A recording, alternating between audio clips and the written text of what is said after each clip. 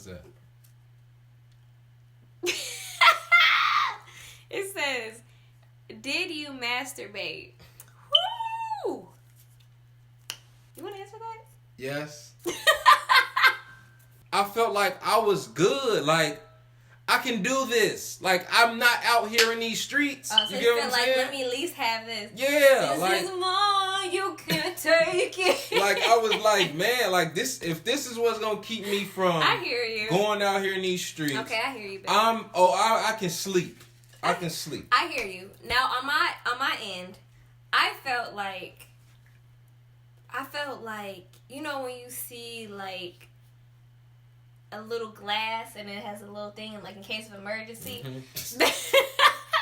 That's how I felt. Like, I gave myself sparingly, like, because for me, when I did that, it became like a spiral. I didn't want to, like, do that. I hope no, like, Mom, Dad, don't watch this. I didn't want to do that, and it led to me, like, watching porn or just opening up different doors, like, because now I'm just getting filthy with it, and that just defeats the point to me of not having sex. So I just was like, okay, like, I'm going to try to do it as clean as possible. That's just like if you're trying to become a vegetarian or a vegan or whatever, but you sneak in meat, like, every now and then, like, for one, you're going to get sick from it, and two, like, you're just taking yourself off of that lifestyle change that you want. Like, so I was just trying to eat clean. I mean, not eat clean, but be as clean as possible in what I was doing, because once you start dabbling in little things, like, your mind is once again opened up to that sexuality, that sexual part of you. Yeah. And then you start feeling that more, and that your flesh becomes more in control of you. Your body becomes more in control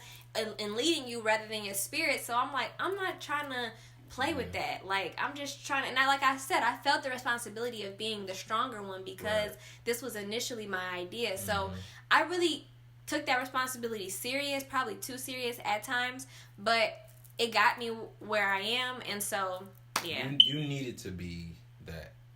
You needed to be, because if you weren't, we wouldn't be sitting here right here. I agree.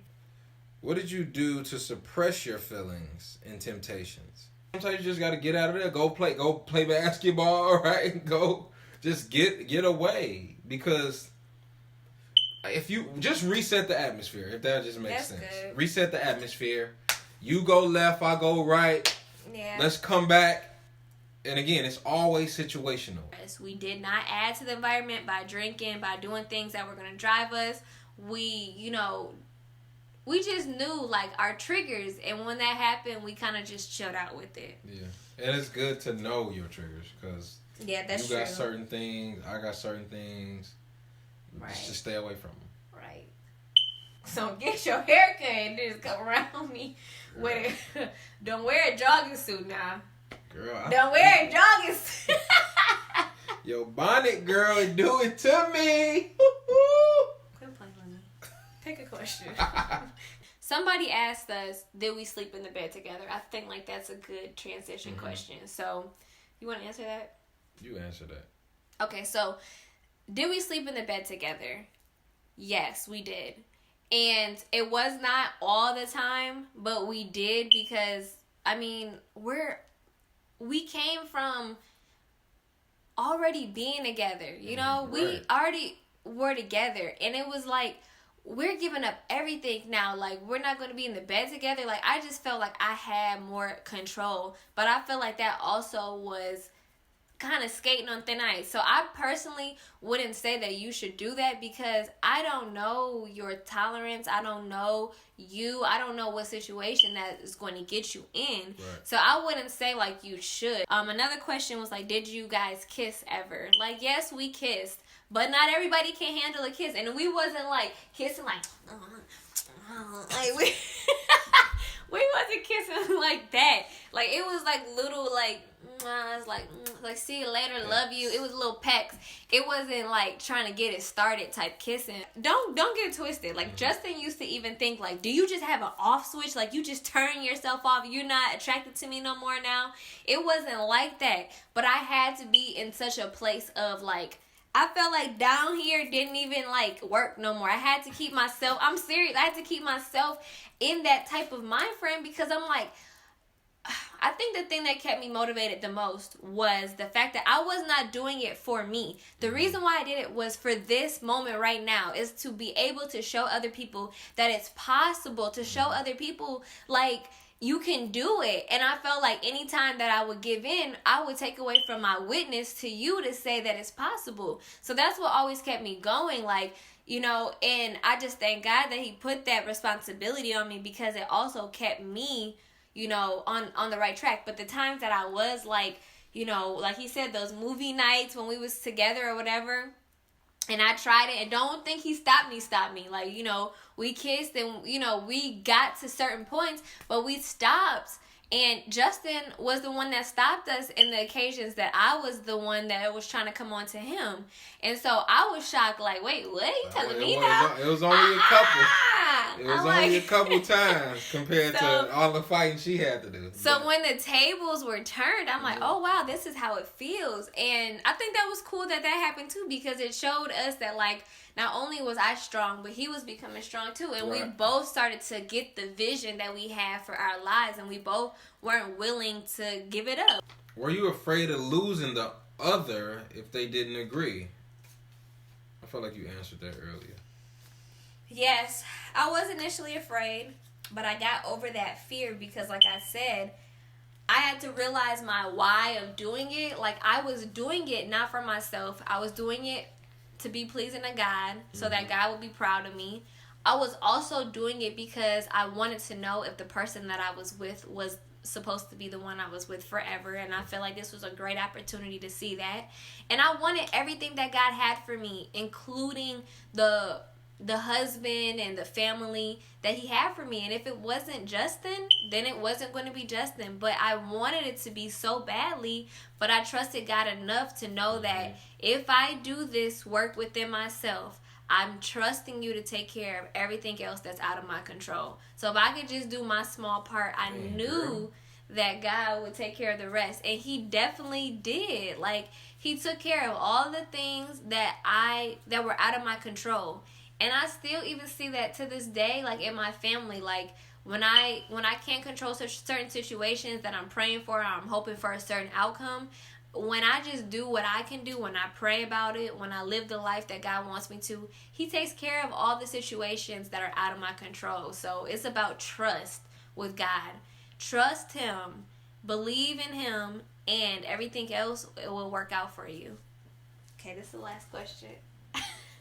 Stop looking at me. Why are you shaking the last question? Lick your lips. Thank you. Why are you shaking? I'm here. What advice do you have for singles who are trying to be celibate, basically? What advice do I have for singles? That means singles? that they're not in a relationship. They just out here. They just in these streets. Right. The advice I have is to just really just really enjoy yourself. Really learn. Get full in you. Really learn you. Enjoy the time, because you're not going to be single forever. So really take the time to learn you. Enjoy that season in your life. Enjoy the time that you are, you know, where you at. Because when you with somebody, and then you're gonna wish you appreciated that time you were dolo. So use your celibacy to vet people out. Like use it. Like, if somebody runs at the word celibacy, they're not for you. Don't try to change somebody into what you want. I never try to change Justin. All I did was be myself, and if he wanted to get on board, then he could be on board. Right. I had to choose at that very moment, like, whoa, is this real? And I understand, like, if you just started dating somebody or you just talking to somebody, you don't necessarily have to just outright be like, I'm celibate. Like, get with it or get lost. You just get to know the person. These are look at relationships. Look at the opposite sex as friendship. Period. Friends. And then if you see potential, if you see like things that you like in this person, then start like telling them, you know, like how you feel or what you do or what you believe or what you think. Like, in those conversations, you don't gotta lay it on thick and chase the person away initially. That's what my advice would be. Facts.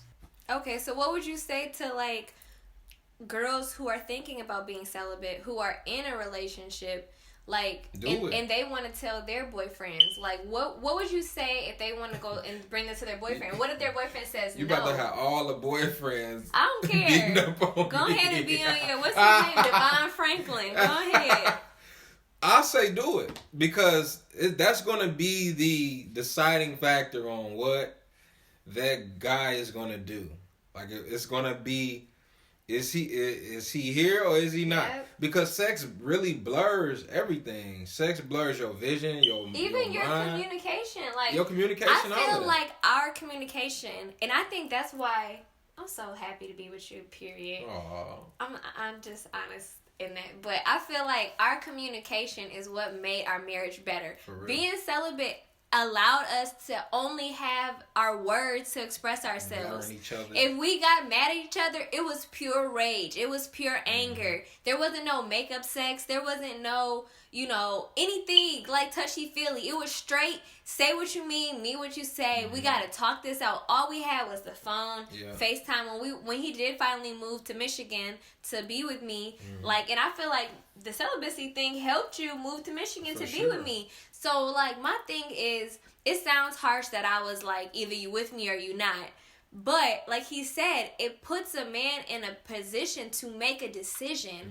And I think that a lot of girls, a lot of young women let men continue to teeter them and drag them along, because women are afraid to raise up a standard and say, what do you want from me? Are you willing to make that sacrifice? Are you willing to be on the same page? Because people in general are so willing to compromise God for a person, but they never want to challenge a person to get on their journey with God. And I just feel like I said, I feel like it's so fake of you to call yourself a Christian and really open up your Bible, really search after God, but then leave him in the dust for some, excuse my language, some dick. That's petty to me. When I finally seen myself and seen what I was doing, I was like, no more, no way. I'm not doing that no more. Like, if I really want that life that God promised me, I'm going to be about that life, period. All right, so we are at the end of our Q&A. I don't know, maybe we should do a part 2. Let us know. Comment. Let us know if you want us to do a part 2. Let us know any questions that you think that we should answer. And do you want to say something? Encourage the men and the women out there who are thinking or what's so crazy what is... What would you say to the dudes? The crazy thing is, guys know. Like, I don't even know what else to say after that. Guys know what? We know if we want to stay or not out the gate. Right, that's for the women, though. So you saying for the women that if you know... Like, do it. And again, the guys are going to beat me up for it. Okay, what do you say to guys? Should guys that are thinking about it? Thinking without about, a girl having to drag them along. Thinking about it. Yeah. Dude, it changed my life. All right, it changed my life. Yes, it's difficult. It's very difficult, but it weeds out the goofies. It weeds out the women who gonna waste your time. It really brings a best friend in your life, and that's essentially what you're trying to marry and be a part of. So, if you're a guy out there who is thinking about it, is it lame? No, it's not, because... Did you get made fun of? Once. I mean, the guys jokes here and there, but... They lies. I'm not trying to sound... Right, exactly, right? You know what I'm saying? At the end of the day, it's chess, not checkers, And everybody else is playing checkers. So, do it, bro. I'm gonna just say it like that. Do it. Once I did it, again, very, very difficult. I'm not gonna demean or try to minimize the difficulty, but it's very difficult, but it's worth it at the end. So I would agree. And like I would say to anybody who is thinking about it, do it. If you fall off, if you mess up, get back on track. It's not about being perfect. It's just about making a conscious choice every day to choose God first. And when you keep that in your mind and you continue to just get up and try again. Don't abuse God's grace, of course. Don't just keep doing it and be like, he gonna forgive me. But if you mess up, get back on track. Keep going. It's not easy, but it's doable and it's possible. And that's why we're here to just let y'all know that you guys can do it. And if you guys have any more questions, leave a comment in the comment section. If you want to personally DM me or Justin, if you want to personally DM me or Justin, you can DM us on Instagram and we can answer your questions. Let us know if you want to see a part 2 of this. I want to thank you guys for watching another episode of A Sit Down with me, Shaughnessy, and my wonderful husband, Justin. We'll see you guys, I'll see you in my next video.